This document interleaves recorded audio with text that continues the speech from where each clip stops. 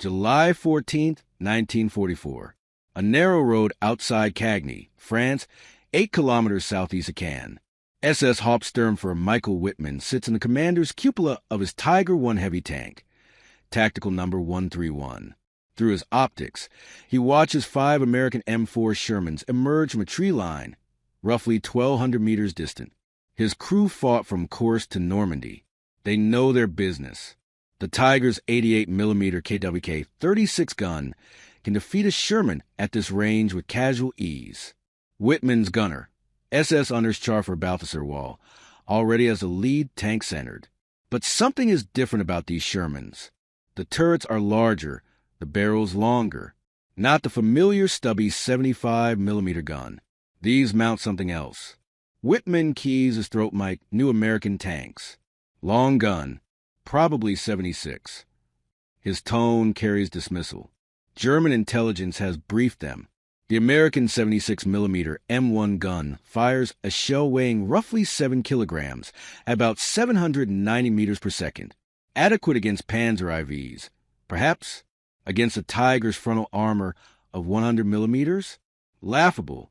The Sherman crews see the Tiger. They do not retreat. The lead tank halts. Stabilizes. The long barrel elevates slightly. Whitman smiles. They are going to try, while tracks the target. Range 1,200 meters. The Tiger's gun can strike reliably at 2,000. Let them shoot first, Whitman says. Let them see it is useless. The Sherman fires. Whitman tracks the shell's flight instinctively, a skill honed through dozens of battles. Impact on the Tiger's glacis, slightly left of center. The sound is not the familiar ping of a ricochet. It is a sharp crack, like ice breaking. Inside, the Tiger shudders. Wall jerks back from his sight. Penetration, someone shouts. But there is no penetration. Not yet. The shell has struck at such velocity that it gouged the armor, leaving a crater nearly 20 millimeters deep, at 1,200 meters. If you're enjoying this deep dive into the story, hit the subscribe button, and let us know in the comments from where in the world you are watching from today. Whitman's confidence evaporates. Return fire. Now, the Tiger's 88 roars. The round crosses the distance in roughly 2 seconds. It strikes the Sherman's frontal slope, penetrates. The American tank erupts in flame. But the other 4 Shermans are already moving, dispersing, finding hull-down positions. 2 more long barrels swing toward the Tiger. Whitman understands something fundamental has changed.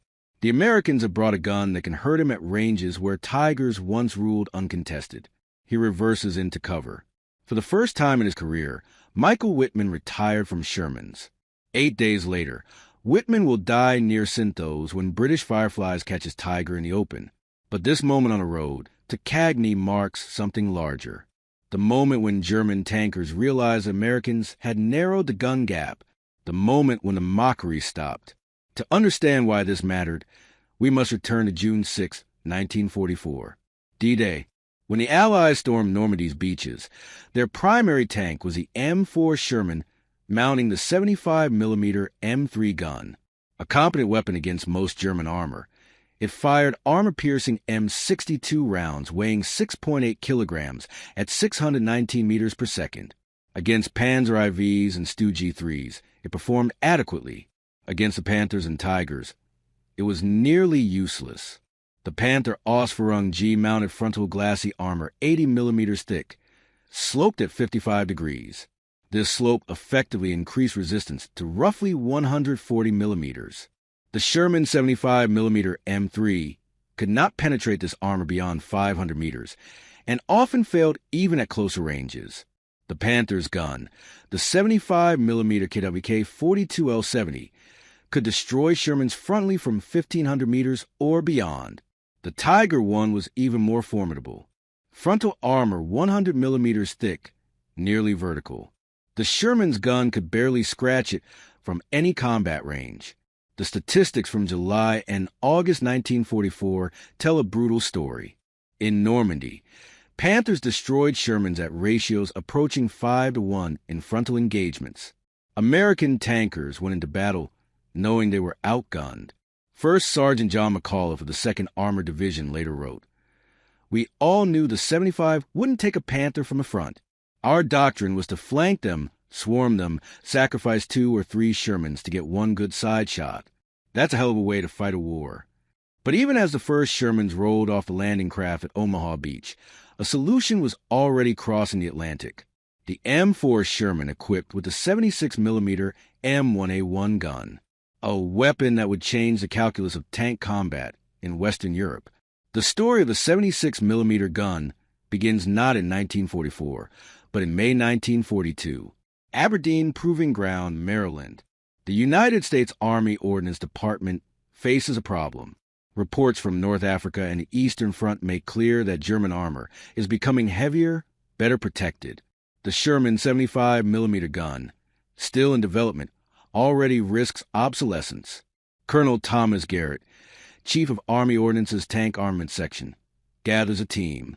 The objective: develop a gun that can defeat any German tank at practical combat ranges. They examine options. A larger caliber?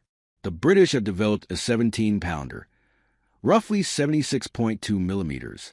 Powerful, but requires a massive turret ring. Redesigning the Sherman would take years.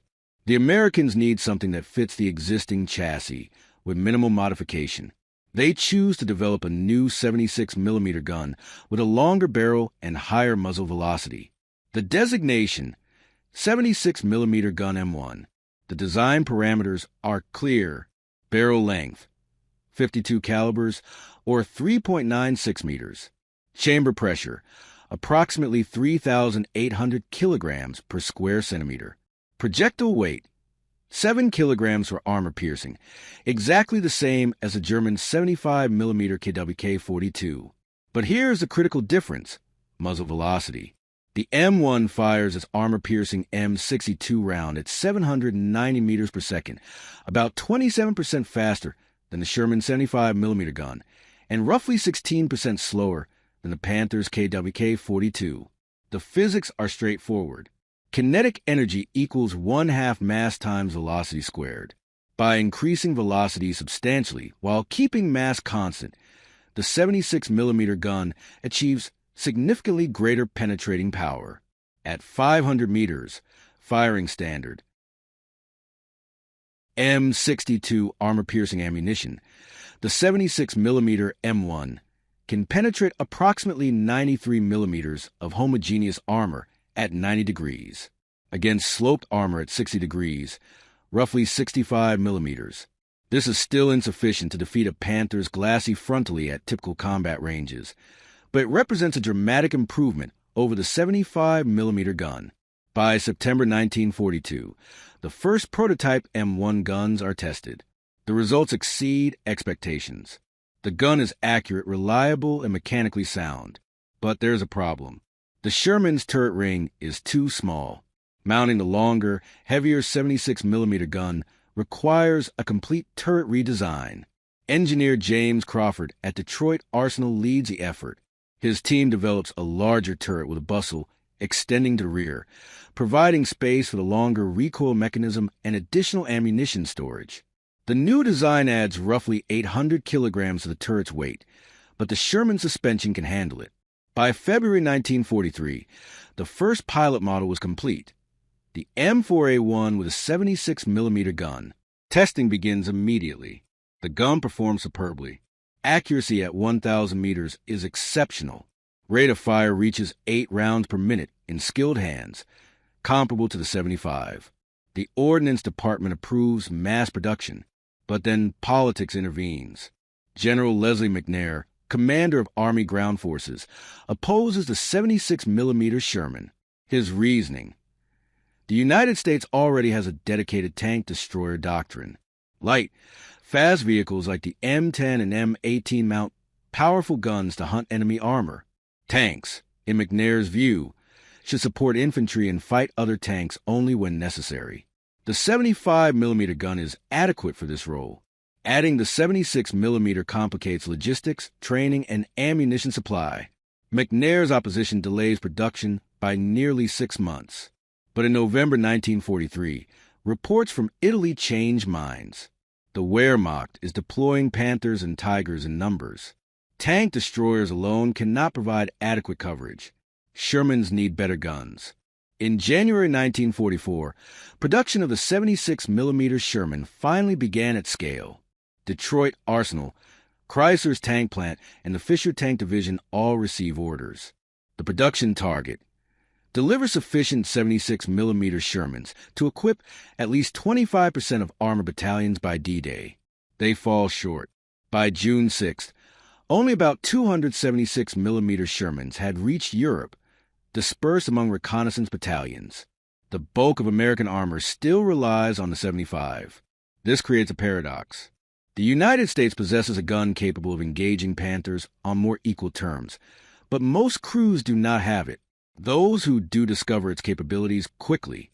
Lieutenant Clarence Smoyer of the 3rd Armored Division receives his M4A3 E8 Sherman with 76mm gun in August 1944.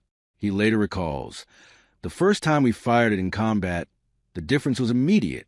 The gun had more punch, more range. We could engage Panthers from distances where before we'd have had to close or flank. It didn't make us invincible, but it made us competitive." The 76mm gun fires several types of ammunition.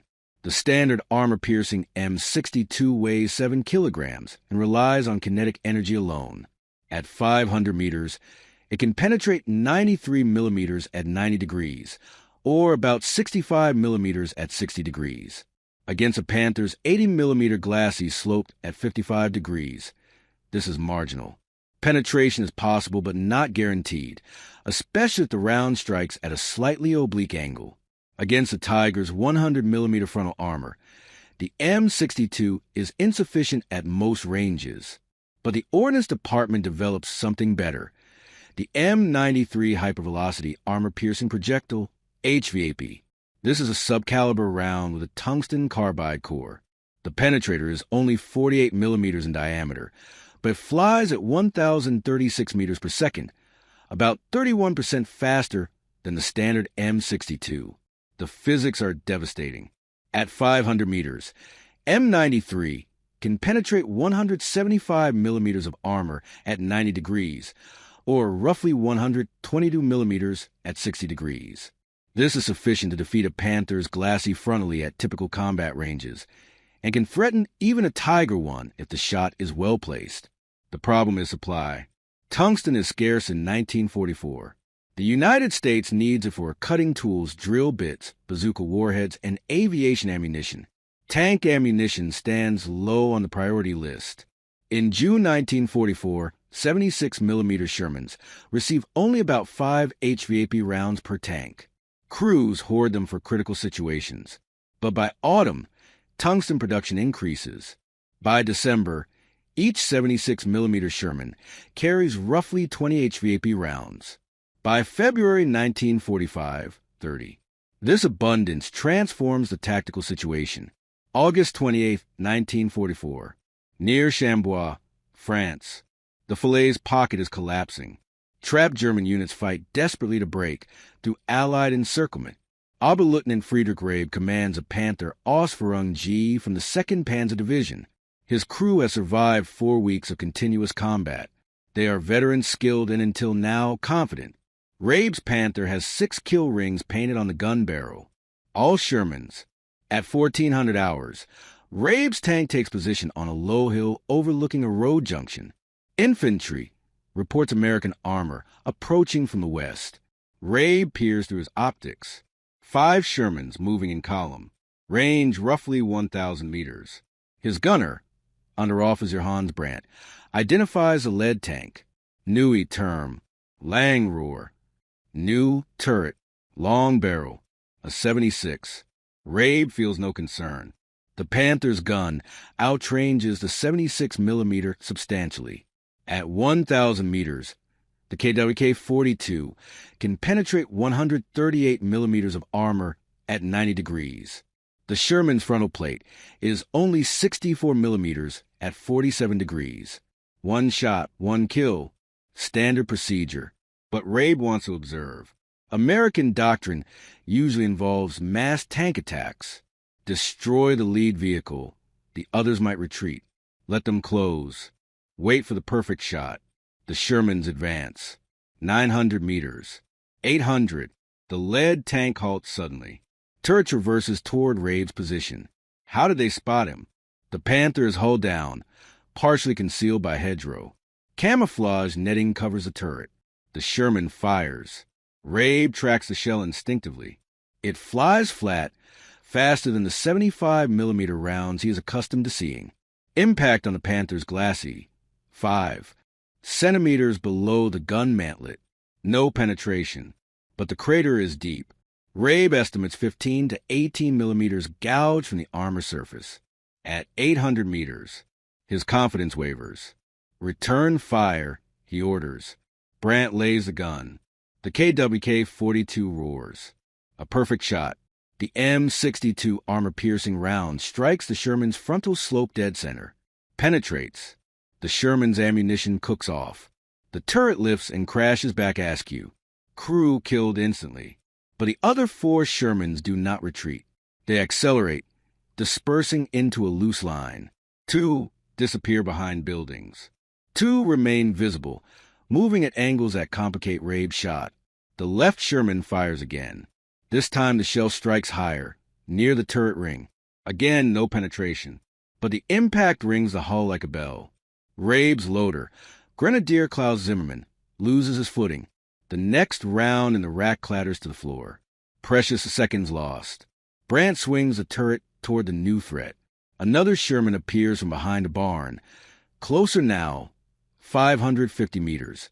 Its 76-millimeter gun is already laid. Fire. The shell strikes the Panther's right track assembly. Penetrates the thin side hull armor below the sponson. Fragments spray the fighting compartment. Zimmermann screams. His left leg is torn open from knee to hip. Blood sprays the interior. The driver, Gefreiter Otto Weber, shouts. We are hit. Track disabled. Rabe makes the only rational decision. Abandon tank. Everyone out. The crew bails through the hatches. Weber drags Zimmermann clear, while Rabe and Brandt provide covering fire with their MP-40 submachine guns. The Shermans do not pursue. American infantry doctrine discourages shooting at escaping crews. The Germans disappear into the woods. Rabe will survive the war. In 1948, during Soviet interrogation, he will state, "We thought the 76-millimeter Sherman was marginally better than the 75. Nothing to fear. We were wrong. It could hurt us at ranges we considered safe. Once we understood this, our tactics changed. We no longer assumed superiority. That psychological shift cost us the war." If you find this story engaging, please take a moment to subscribe and enable notifications. It helps us continue producing in-depth content like this. The German Army's assessment of the 76-millimeter gun evolved rapidly through autumn 1944. Initial intelligence reports dismissed it as a minor improvement. By October, captured documents reveal a different picture. A directive from the Inspector General of Panzer Troops, dated October 9, 1944, states, "The enemy's new 76-millimeter tank gun demonstrates significantly improved ballistic performance. Frontal engagement at ranges below 1,000 meters is no longer advisable without tactical advantage. Crews must employ fire and maneuver tactics previously reserved for encounters with Soviet 85-millimeter guns." This is a remarkable language. The German Army is acknowledging that American tank armament has reached near parity with Soviet weapons that caused substantial panzer losses on the Eastern Front.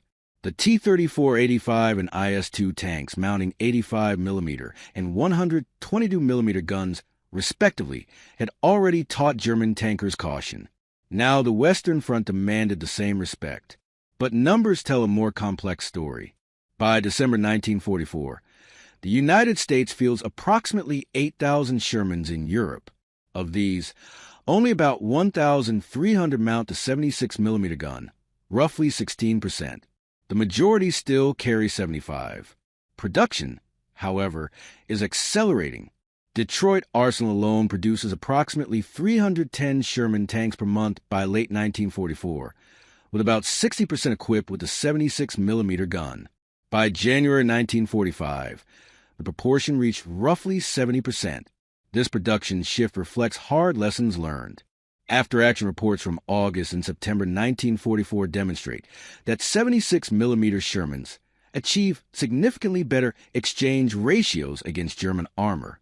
A study by the 2nd Armored Division covering engagements from August 15 through September 30th shows Shermans with 75mm guns destroyed German tanks at a ratio of roughly 1.3 to 1, meaning for every German tank destroyed, Americans lose about 0.77 Shermans. Shermans with 76mm guns achieve approximately 2.1 to 1, nearly double the effectiveness.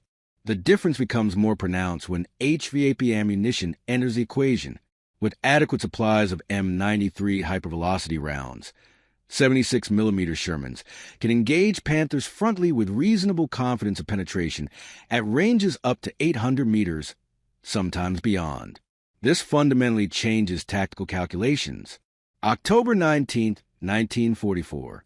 Aachen, Germany, the first German city to fall to the Allies.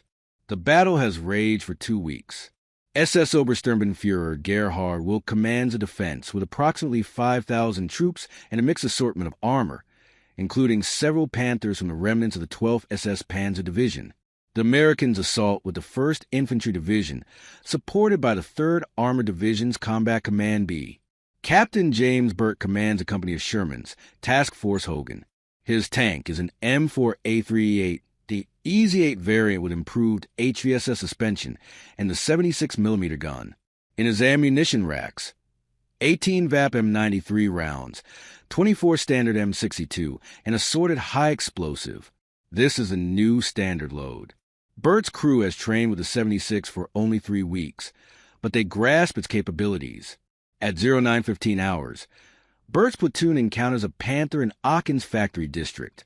The German tank is positioned behind rubble at a street intersection, hull down, only the turret visible. Range approximately 420 meters. Urban combat ranges where the Panther's superior ballistics mean less, where the first accurate shot often decides the engagement. Burt's gunner, Corporal Earl Robbins from Tennessee, already has a target acquired. Panther, 12 o'clock, 420 meters, hull down. Burt does not hesitate.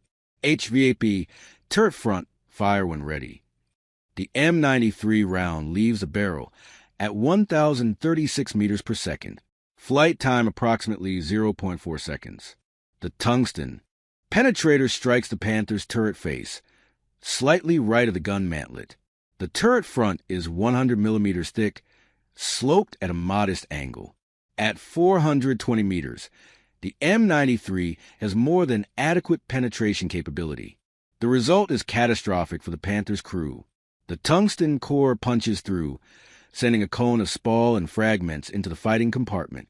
The commander, SS Hauptscharführer Ernst Keller, is killed instantly by fragments that sever his carotid artery.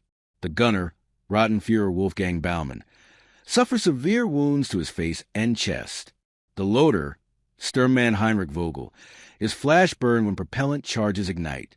The Panther does not explode, but it is neutralized. The surviving crew abandons the vehicle within seconds. Burt's Sherman advances. 2 more Panthers appear, one from a side street, another from behind a collapsed building, both at close range, under 300 meters. Urban combat chaos. But Burt's platoon includes 3 other 76mm Shermans.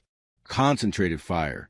Within 90 seconds, both Panthers are hit multiple times. One catches fire. The other, immobilized by track damage, is abandoned. American infantry secures the intersection. That evening, Burt writes in his log, "The 76 with HVAP is a game changer in close combat. We can take Panthers frontally if we shoot first and shoot straight. The old 75 could never do that. Men who would have died today are alive because we had the right gun. But the 76mm gun is not a miracle weapon. It has limitations that German tankers learn to exploit. The most significant, the gun still cannot reliably penetrate a Tiger II, the Königstiger, from the front at typical combat ranges. The Tiger II's frontal armor is formidable. Hull glassy, 150 millimeters at 50 degrees. Turret front, 180 millimeters at a modest slope. Even VAP M93, with its 175 millimeters of penetration at 500 meters against vertical armor, struggles against these angles and thicknesses. December 23, 1944. The Ardennes, Wacht am Rhein, the German winter offensive, is 4 days old. SS Heavy Panzer Battalion 501 deploys approximately 45 Königstiger tanks. These are the Wehrmacht's most powerful armored vehicles. Each weighs 68 tons. The main gun, the 88mm KWK 43L71, can penetrate 165 millimeters of armor at 1,000 meters. Against a Sherman, this is overkill at any combat range. Lieutenant Robert Early commands a platoon of 5 M4A3 76mm Shermans from the 7th Armored Division near St. Vith. His unit has been in continuous combat since December 17th. Ammunition is low. Each tank has perhaps 8 HVAP rounds remaining, down from the standard 20. Fuel is critically short. Resupply convoys have been cut off by the German advance. At 1300 hours, Early's platoon encounters 2 Königsteigers at the edge of a forest. Range, approximately 700 meters. The German tanks advance slowly, turrets traversing, searching for targets. Early understands immediately. His Shermans cannot win this fight frontally. The mathematics are merciless. HVAP might penetrate the Tiger II's hull, is striking perfectly perpendicular at close range, but at 700 meters against sloped armor, the probability approaches 0. American doctrine in such situations is clear. Withdraw if possible, flank if necessary, call for air support or tank destroyers if available. Early has no tank destroyers nearby. Air support is grounded by weather. Withdrawal means abandoning the road junction his platoon is ordered to hold. He chooses the only viable option, maneuver and ambush. Early orders his platoon into concealed positions. 2 Shermans hide behind a stone barn. 2 more reverse into a tree line.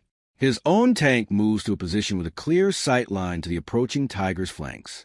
The Tiger II side armor is 80 millimeters vertical. This is vulnerable to HVAP at moderate ranges. The German tanks continue forward, unaware. They are focused on the road ahead, expecting frontal contact. When the lead Königsteiger passes the barn at approximately 250 meters, 2 Shermans fire simultaneously from the flank. Both rounds are HVAP. Both strike the Tiger's side hull below the turret ring. Penetration. The first round tears through into the fighting compartment, killing the loader and wounding the gunner. The second penetrates the engine compartment.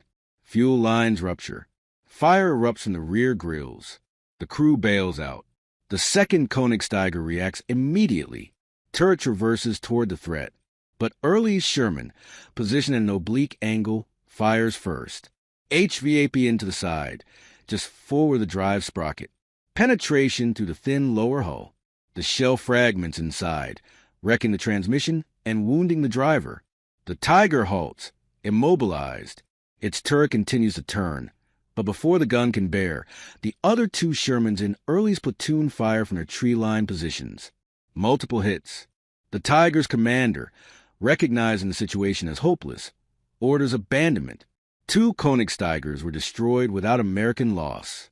But Early understands this is not a victory of gun against gun. It is a victory of tactics over armor. In his after-action report, he writes, "The 76mm gun with HVAP can kill any German tank if you can get a flank or a rear shot. Frontally against the heavy stuff, you need luck and a perfect angle. The gun gives us options we didn't have with the 75, but it doesn't make us invincible. Smart tactics still matter more than gun caliber." The German perspective on the 76mm gun appears in captured documents and post-war interrogations. Oberst Hans von Luck, commander of the 125th Panzer Grenadier Regiment, later wrote, "By late 1944, we can no longer assume that American Shermans were easy targets. The new long-barrel version could hurt us, especially if they caught us at medium range or from the flank. This forced us to be more cautious, to use terrain better, to avoid straightforward duels. In a sense, the American 76mm gun neutralized much of our technical advantage, because it made us fight defensively rather than aggressively. This is a crucial insight. The 76mm gun's true impact was not just in the tanks it destroyed, but in how it changed German tactical behavior. Panther and Tiger crews who previously advanced with confidence now approached cautiously. They avoided open ground where American tanks might engage at medium range. They prioritized ambush, positions over maneuver. This defensive mindset slowed German counterattacks and reduced the Wehrmacht's ability to exploit tactical opportunities. Statistical analysis supports this. The U.S. Army's Operational Research Group studied tank engagements from September 1944 through March 1945. Their findings: in engagements where American forces included at least 50% 76mm Shermans, German armor was less likely to press attacks and more likely to withdraw after initial contact. Average engagement range decreased from approximately 900 meters in June-July 1944 to roughly 650 meters by January-February 1945, suggesting German crews sought closer ranges where their superior armor protection might offset American firepower improvements. German tank losses attributed to Sherman fire increased from approximately 28% of total armor losses in June-July to roughly 42% by February-March 1945. This reflects both increased numbers of 76mm guns and improved American crew training. But the 76mm story is incomplete without examining what the Germans could have done differently. Why did the Wehrmacht not develop equivalent weapons for the Panzer IV, which could have been upgunned to compete? The answer lies in German strategic decisions made years earlier. By 1943, German tank production focused on the Panther and Tiger, complex and expensive designs requiring substantial resources. The Panther cost approximately 117,000 Reichsmarks and demanded 450 hours of skilled labor. The Tiger even more. In contrast, a Panzer IV cost about 103,000 Reichsmarks and required roughly 320 hours of labor. But the Panzer IV's chassis could not support significantly heavier armament without major redesign. Its turret ring was too small for guns larger than the existing 75mm KWK-40. Some German engineers proposed mounting the Panther's KWK-42 gun on the Panzer IV. Tests showed this was mechanically possible, but created severe problems. The gun's recoil exceeded the Panzer IV's suspension capacity. Each shot could damage the tank's final drives. The larger ammunition required space the Panzer IV's hull could not provide without removing other equipment. The project was abandoned. This left the Wehrmacht dependent on Panthers and Tigers, which could not be produced in sufficient numbers. From June 1944 through March 1945, Germany manufactured approximately 3,900 Panthers and approximately 640 Tigers and Tiger IIs combined. In the same period, the United States produced roughly 18,000 Shermans, of which approximately 47% mounted the 76mm gun, about 8,500 units. The production ratio, roughly 2.1 American 76mm Shermans for every German Panther and over 13 for every Tiger. Quantity has a quality all its own, as Soviet doctrine emphasized. The Americans demonstrated this principle decisively. March 7, 1945. Remagen, Germany. Elements of the 9th Armored Division seized the Ludendorff Bridge over the Rhine intact, a stunning intelligence failure for the Wehrmacht. The bridge should have been demolished. German engineers set charges multiple times, but each attempt fails. American troops cross. Within hours, the eastern bridgehead swells to several thousand men and dozens of tanks. The German High Command reacts with panic. Orders go out. Retake the bridge at any cost. Counterattacks begin immediately.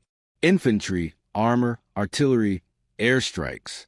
The Luftwaffe sends jets, Messerschmitt Me-262s, to bomb the bridge. They fail to destroy it.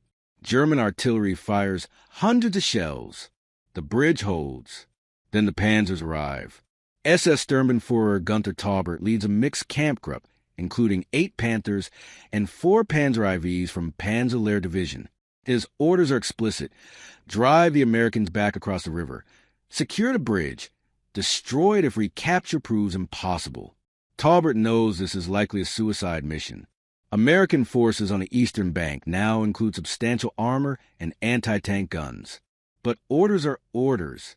At 1100 hours on March 8th, Talbert's camp group attacks from the south, advancing along a road through forested hills. The Americans detect them almost immediately. Forward observers call artillery. The terrain favors the defense. Narrow approaches, limited visibility, excellent positions for hull-down tanks. Captain William Hogue commands the American defense with elements of the 14th Tank Battalion, Company B. His force includes 12 Shermans, 8 with 76mm guns, 4 with 75s. The 76mm tanks take forward positions. Hogue understands mathematics. Panthers must be engaged and stopped before they can mass fire on the bridgehead. His crews have explicit orders. Fire HVAP at any Panther beyond 500 meters. Standard M62 is sufficient for closer shots or against Panzer IVs. The lead German tank, a Panther, emerges from the tree line at approximately 820 meters. American observers relay the range. Hogue's gunner, Sergeant Joseph Sabia, already has a target centered in his 76mm gun sight. Panther, 1 o'clock, 820 meters, HVAP. Fire. The M93 round flies true. At 820 meters, the striking velocity is still above 960 meters per second. Impact on the Panther's glacis, slightly below center mass. Penetration. The tungsten core punches through 80 millimeters of sloped armor as if it were mild steel. Inside the Panther, catastrophic damage. Ammunition cooks off. The tank explodes, turret lifting and crashing down askew. Talbert watches through his optics. 820 meters. Frontal penetration on a Panther. Impossible. The American 76mm gun should not achieve this. But the evidence burns before him. His second Panther, commanded by Oberscharfer Kurt Neumann, tries to maneuver left, seeking cover behind a low ridge. 2 American Shermans fire simultaneously, both HVAP. One misses high. The other strikes Neumann's Panther on the turret side as it turns. Penetration. Neumann's tank slews to a halt, smoke pouring from hatches. The crew abandons. Within 4 minutes, Talbert loses 3 Panthers. The American 76mm guns are engaging at ranges, and with results he did not think possible. His Panzer IVs fare even worse. Their armor is inadequate against any Sherman gun at these ranges. One is destroyed by a 75mm Sherman firing standard ammunition at 600 meters. Frontal penetration to the Panzer IV's 50mm glacis. Talbert aborts the attack. He has lost 5 tanks in exchange for 1 Sherman, knocked out by a Panther that managed a single shot before being destroyed. The Americans hold the bridgehead. The bridge stands. Within days, the Remagen crossing enabled 3 full American divisions to establish positions on the Rhine's eastern bank, accelerating the Reich's collapse. In his report, Talbert writes, "Enemy tank gunnery has reached a level we cannot match. Their guns, once inferior, now rival our own in effectiveness at practical combat ranges. Combined with their numerical superiority and abundant ammunition, this creates conditions where success is impossible. We can fight, but we cannot win." The Remagen action exemplifies how the 76mm gun, particularly when equipped with HVAP ammunition, transformed the tactical balance. German tank crews who once felt secure at ranges beyond 800 meters now face threats at those distances. This forced offensive tactics, reduced mobility, and ultimately contributed to the Wehrmacht's inability to conduct effective mobile defense in the war's final months. But beyond battlefield effectiveness, the 76mm gun represented something larger, American industrial adaptability. When the Sherman 75mm gun proved inadequate, the United States did not abandon the Sherman design. They modified it, improved it, and produced the upgraded scale. From January through May 1945, American factories delivered approximately 8,676mm Shermans to European theaters. Germany, in the same period, produced approximately 1,200 Panthers and 140 Tigers combined. The mathematics of attrition are brutal. Even if German tanks achieved 2-to-1 kill ratios, which they increasingly did not by early 1945, American numerical superiority was overwhelming. A German company with 10 Panthers might destroy 20 Shermans before being annihilated, but those 20 Shermans would be replaced within days. The Panthers would not be. April 16, 1945. Nuremberg, Germany.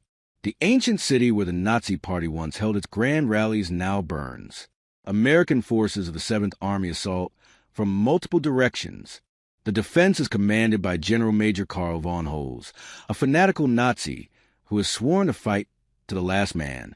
His forces include remnants of the 17th SS Panzer Grenadier Division and a handful of tanks. 3 Panthers, 2 Panzer IVs, and 1 Tiger I, perhaps the last operational Tiger in Bavaria. Lieutenant James Morton commands a platoon of M4 A3E8 Shermans from the 14th Armored Division. All 5 of his tanks mount 76mm guns. His ammunition load reflects the abundance of late war supply. 32 HVAP rounds per tank, 28 standard M62, 15 high explosive.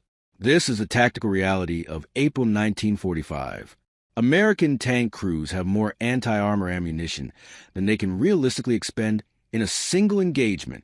Morton's platoon advances through rubble-choked streets. Visibility is perhaps 150 meters at best. Buildings collapse periodically from artillery fire. Smoke from burning structures reduces sight lines further. This is the worst possible terrain for tank combat. Tight quarters, minimal maneuver room, ambush potential at every intersection.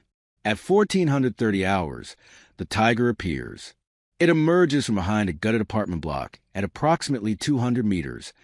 Turret already traversed toward Morton's lead Sherman. The Tiger commander has chosen his position well.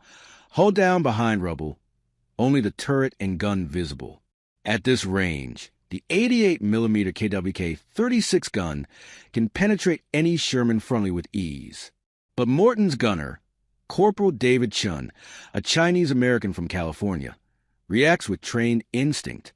Tiger, 11 o'clock, 200 meters. Morton's response is immediate. HVAP, turret front fire. The 76mm gun roars. The M93 round, with its tungsten core, crosses the 200 meters in approximately 0.2 seconds. Impact on the Tiger's turret mantlet. The curved shield protecting the gun mount. At this range and angle, even the Tiger's formidable armor cannot stop HVAP. The tungsten penetrator punches through 100 millimeters of armor. Inside, the Tiger's fighting compartment becomes a storm of fragments and pressure. The gunner, Unterscharfer Martin Hesse, is killed instantly by a spall that severs his spine. The commander, Oberleutnant Werner Schiller, suffers severe wounds to his face and neck. The Tiger's gun never fires. The surviving crew abandons within seconds. Schiller will bleed out before reaching a field hospital. Hesse's body remains in the tank, recovered by American burial teams 3 days later. Morton's platoon continues its advance. By evening, they encounter 2 of the 3 Panthers. One is destroyed by a flanking shot at 350 meters. The other withdraws after a brief exchange, losing a track to a hit on the running gear. The American advance continues. Nuremberg falls on April 20th, Hitler's 56th birthday. The city that symbolized Nazi power lies in ruins, defended by 3 tanks that achieved nothing. In his diary that night, Morton writes, "The Tiger was supposed to be invincible. We killed it in 1 shot.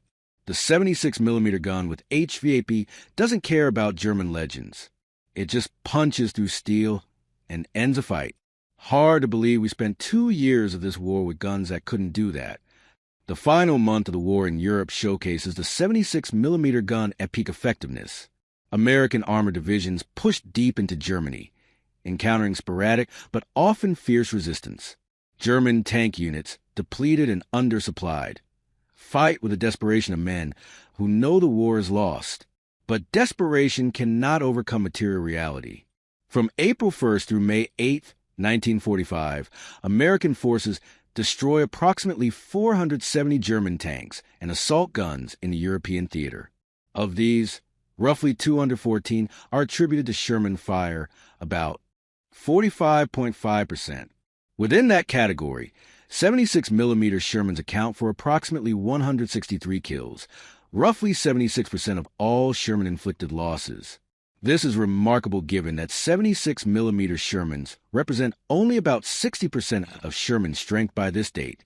The statistics tell a clear story. 76mm Shermans achieve approximately 1.3 times the effectiveness of 75mm variants in destroying German armor. When HVAP ammunition is available, this ratio increases to approximately 1.7 to 1. The gun has proven itself in the crucible of combat, but statistics alone do not capture the human dimension. For American tankers, the 76mm gun represents something profound, parity or near parity with German armor. Sergeant Clarence Smoyer, who fought from Normandy to Nuremberg, later stated, "Before the 76, we went into every fight knowing we were outgunned. We had to be smarter, faster, luckier. The 76 didn't make us invincible, but it made us competitive. We could look a Panther in the face and have a fighting chance." That psychological shift mattered as much as the ballistics. For German tankers, the 76mm gun represents the erosion of technical superiority. Hauptmann Ernst Barkmann, a Panther ace with over 80 confirmed kills, survived the war and was interviewed in 1952. He said, "In 1943, we were lions among sheep. By 1945, we were tired lions surrounded by wolves." The American 76mm gun was part of that change. It took away our advantage at medium range. We could still win fights, but we could no longer dominate them. When you lose dominance, you lose the initiative. And without initiative, the numerically weaker side cannot prevail. The 76mm gun's development and deployment offer lessons that transcend World War II. First, the importance of iterative improvement. The United States did not attempt to design a completely new tank to counter German armor. Instead, they improved the existing Sherman platform, mounting a better gun on a proven chassis. This approach saved development time and leveraged existing production capacity. Second, the value of responsive military procurement. When the 75mm gun proved inadequate, the Ordnance Department moved relatively quickly to field an alternative, despite initial institutional resistance from General McNair and Army ground forces. By early 1945, 76mm Shermans represented the majority of new production. This responsiveness prevented a crisis of obsolescence. Third, the critical role of ammunition technology. The 76mm gun's effectiveness multiplied dramatically with HVAP ammunition. A standard M62 round made the gun competitive. An M93 HVAP round made it formidable. The United States invested heavily in tungsten production and allocation to ensure adequate HVAP supply by late 1944. This investment paid dividends on every battlefield. Fourth, the psychological impact of weapons effectiveness. German tankers who began the war confident in their technical superiority ended it feeling vulnerable and outmatched. This shift affected morale, tactics, and ultimately combat outcomes. Weapons do not merely destroy enemy forces. They shape enemy perceptions and behaviors. May 7, 1945. Pilsen, Czechoslovakia. The war in Europe has hours remaining. At 2301 hours Central European time, Germany will surrender unconditionally. But in Pilsen, fighting continues. Elements of SS Panzer Division Das Reich refuse to accept defeat. They battle American forces from the 16th Armored Division in the city's industrial district. Lieutenant David Irving, the same officer we encountered earlier, commands an M4A3E8 Sherman. His crew has fought since the Normandy breakout. They are exhausted but alive, a testament to skill and fortune. At 2015 hours, Irving's tank encounters the last German Panther his crew will ever face. The engagement occurs in a square near Pilsen's central railway station. Range approximately 230 meters. Both tanks fire simultaneously. The Panther's 75mm KWK-42 shell strikes Irving's Sherman on the frontal glacis, slightly left of center. The armor holds. The shot gouges a deep crater but does not penetrate. The Sherman 64mm at 47 degrees is marginal against the KWK-42 at this range, but the angle is favorable. Irving's crew is shaken but unhurt. Irving's gunner, Corporal Thomas Washington, an African-American from Georgia, fires HVAP. At 230 meters, there is no question of penetration. The tungsten core tears through the Panther's 80 millimeters of frontal armor with energy to spare. Inside, the German crew has no time to react. Ammunition detonates. The Panther's turret lifts and crashes back at an angle, smoke and flame pouring from every opening.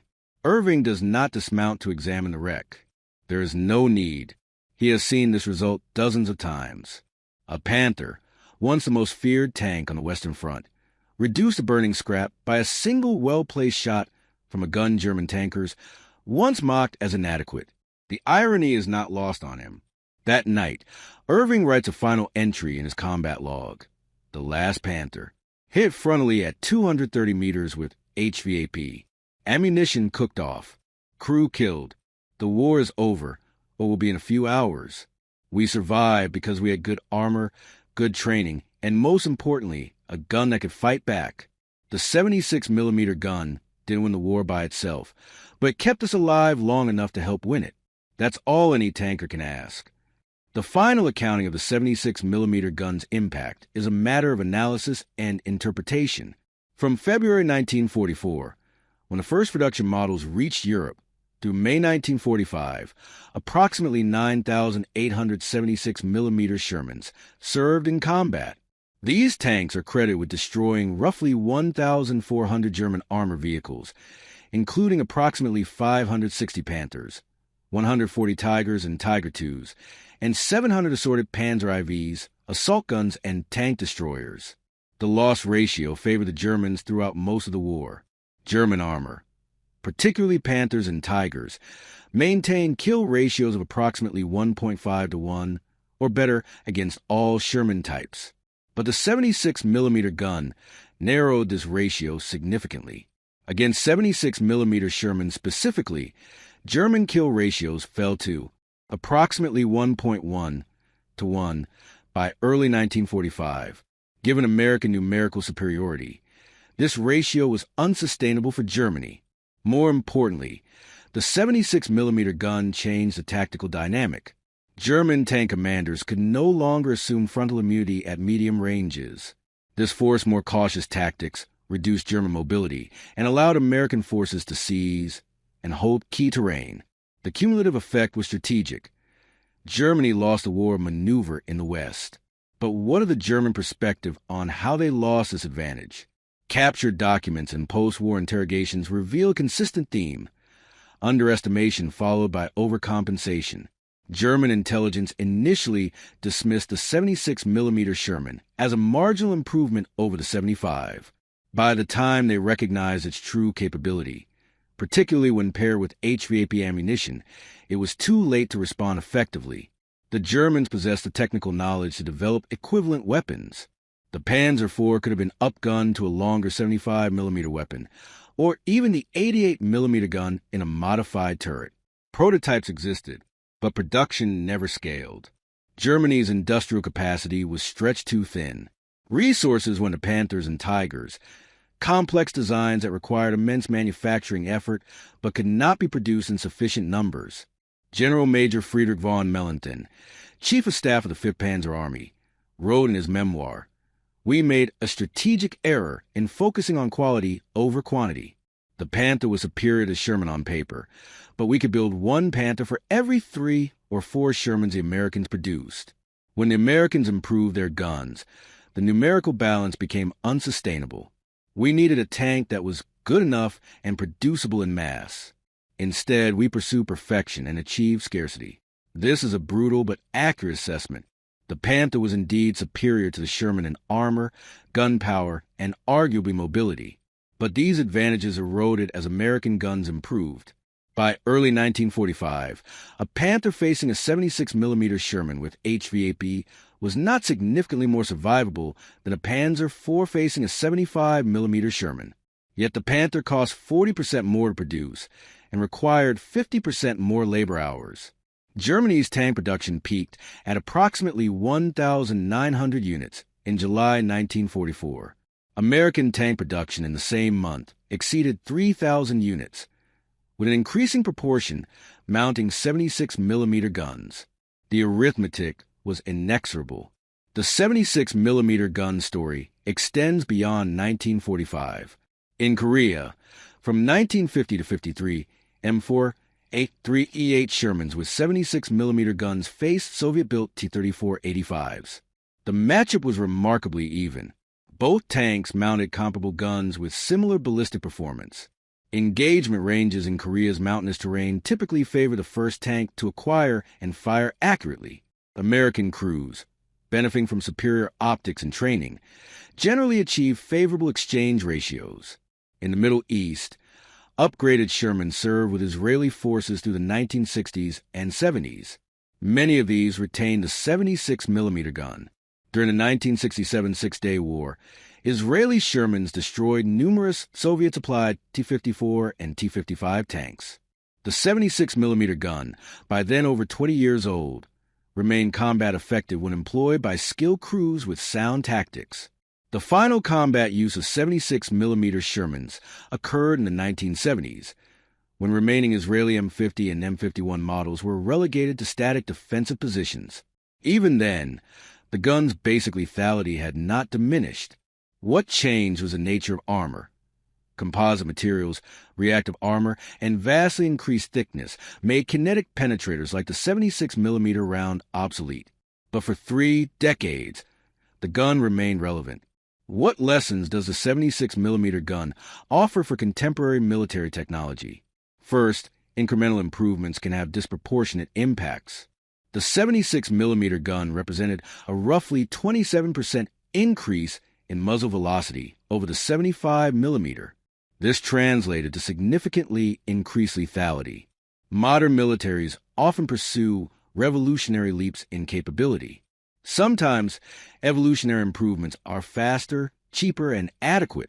Second, that production matters as much as performance. The 76mm gun was not the best Allied tank gun of World War II. The British 17-pounder had superior ballistics, but the 76mm was producible at scale using existing Sherman chassis with minimal modification. Over 9,000 were fielded. Production determined strategic impact.